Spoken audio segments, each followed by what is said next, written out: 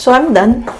Tapos na ako mag-dry ng buhok ko. Hindi ko pa siya naayos kasi 8 o'clock na. Nagising ko na rin si Sofia. So, ngayon, handaan ko siya ng breakfast kasi 8 na nga. Nandun pa siya sa kama niya nakahiga. Pero, gigising na rin yun siya. Maglalagawa din ako ng kape ko. So, habang nakahiga pa siya, mag-iinit ako ng milk at hayaan ko siyang mahiga muna doon ng 2 minutes, ganun. Tapos babangon na yan siya. Ang gusto niya palang breakfast croissant. Meron kami itong croissant na maliliit para sa kanya. Kaya lang wala siyang palaman sa loob. So, tignan natin kasi ito lang siya, yung ganito siya. Nilagay ko siya dito. Yung croissant na ganyan siya. Kasi naubusan na ako ng breakfast niya. Ayaw niya. Meron kami dito yung meron pa kami dito kusunak yung gawa ni lola niya. Ayaw niya naman. Gusto niya daw croissant. So, ito lang yung almusal niya. Tapos, yung vitamins niya, yun lang. Mabilis lang yun siya kakain sana. Pero ang bagal-bagal kasi itong kumain batang to. Kaya, ewan ko na lang talaga. Pero okay lang yan.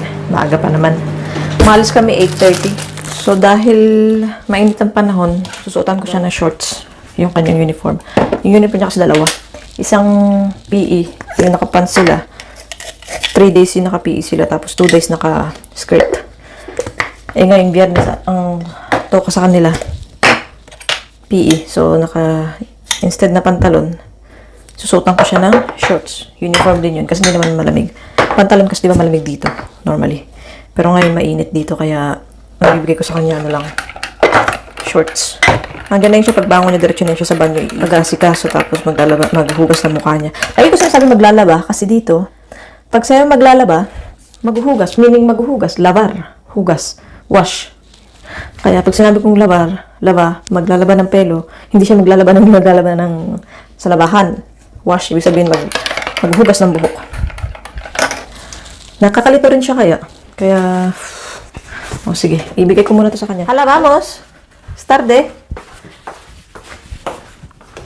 Maglilinis pala ako ng bahay namin kasi ang kalat-kalat, tinanggal ko yung mga sapin ng sofa namin kahapon kasi nilabahan ko siya. Ayun na siya, parating ng ayaw niya magpa-video na, sabi niya, ang dami-dami na natin ginawang video, tama na yun.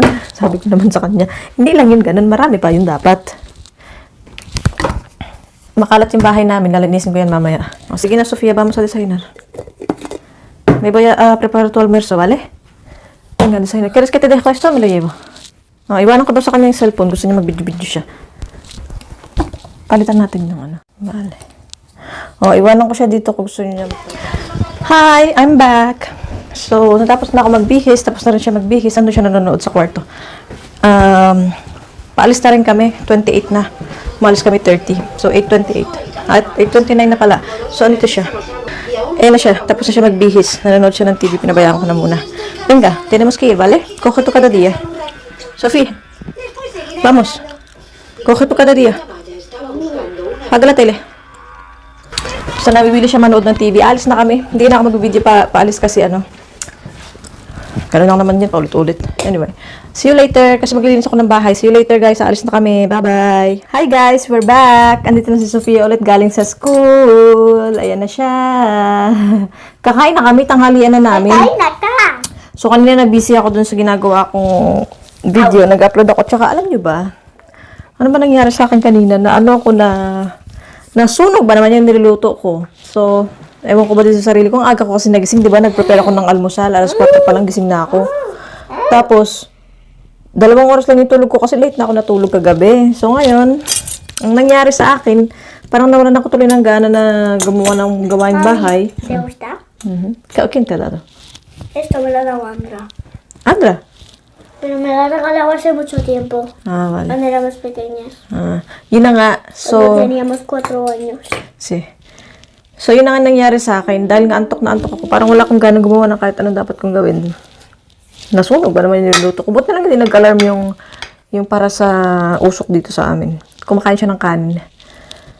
Aalis kami mamaya-maya. Hindi ako nakapag-video kanina kasi ano, yun na nga, kakain kami tapos aalis kami. Punta kami doon sa sinasabi ko kanina na gagawa ng buhok ko.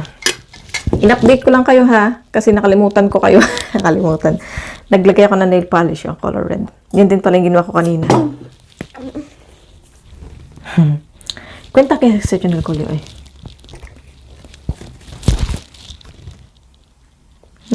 Kaya sa channel ko, Leo. No sabes? Vale. Y lo sé. Guys, magbabalik ako ulit mamaya. I-update ko lang kayo sa mga pangyayari dito sa nangyayari sa bahay namin. Lalabas kami at magpapagawa ko ng buhok.